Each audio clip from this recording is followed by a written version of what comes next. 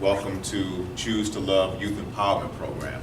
What we're going to do today is give you an opportunity to have a conversation about how to make what we call empowered choice.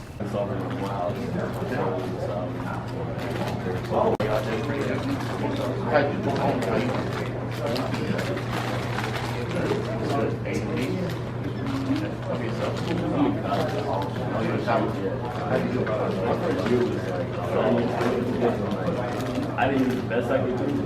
Groups that agree with statement number one. Let's go to the group who disagree. Statement group two, right? Yes. You all disagree? Spokesperson. Who's your spokesperson? Okay. If the mic doesn't reach you, you gotta come to it. All right. Stand up. Tell us why you disagree with statement number one. So we disagree with statement one because the policeman is not really responsible for the situation, like what happened, because he can protect the situation and try to like resolve it, but he didn't cause it, so we chose disagree. Okay, gotcha. All right. Now I need an explanation of an agree from either one of the other three groups. Okay. Let's do it. You might have to come around here and walk over to the mic a little bit.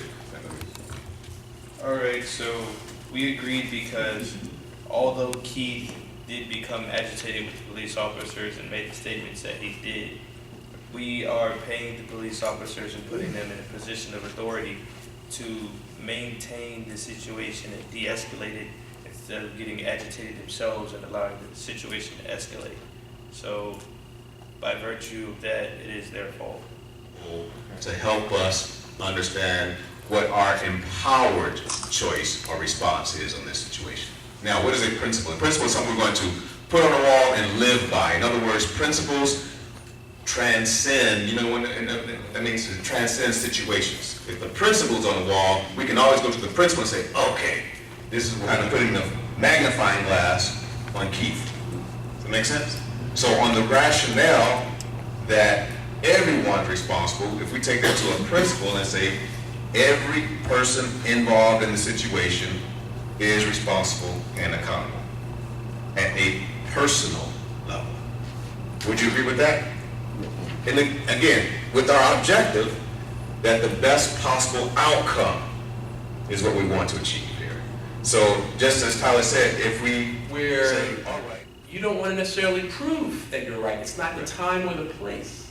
Remember, the objective is to get home safely, right? Self-preservation. Because your lives are all way too valuable to get wasted, like we've all seen in the news happen to several of our young brothers over the last couple of years, right?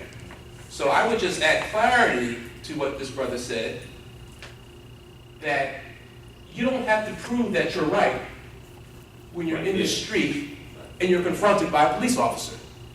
You can wait till you get to the station or before a judge to prove that you're right. Do you think there's some belief that the police had about the teenagers, or the teenagers had about the police? Here's the challenge. When the belief has associated with it some kind of a fear, that's where we respond in ways that may not get on. Going back to what outcome am I trying to get? Get out of the situation safely, whatever it is, whether it's an argument with a police officer, whether it's an argument with a bully at school, whether it's an argument with your siblings at home or your guardians at home. In that moment, you have the choice of how am I going to respond in the midst of my fear. We all know who's in their mindset, but they're possibly fearful of the teenagers.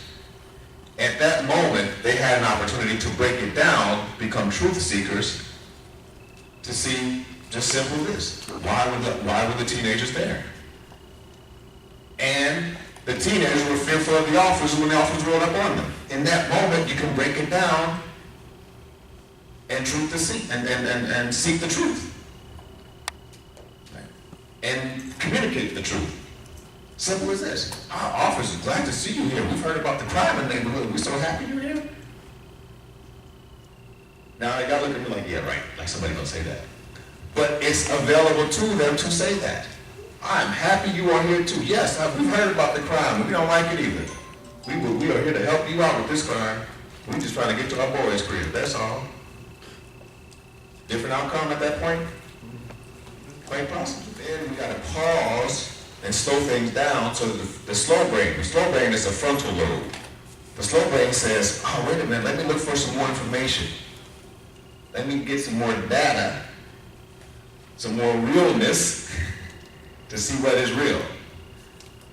So we have to train our brain in these situations where we have conflict to not respond to the fast brain, but to pause and respond to that slow brain.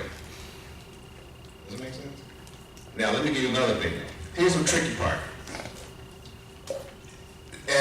When you're in your younger ages, your slow brain, that frontal lobe, is still developing. So your fast brain likes to take over a lot. Your frontal lobe is still in development. My frontal lobe at age 14 is not the same frontal lobe that it is at age 50. It's not. But you can, whether you're 11, 13, 15, 17, you can start practicing your slow brain to take over by pausing and looking for more information, becoming that truth seeker. Does that make sense?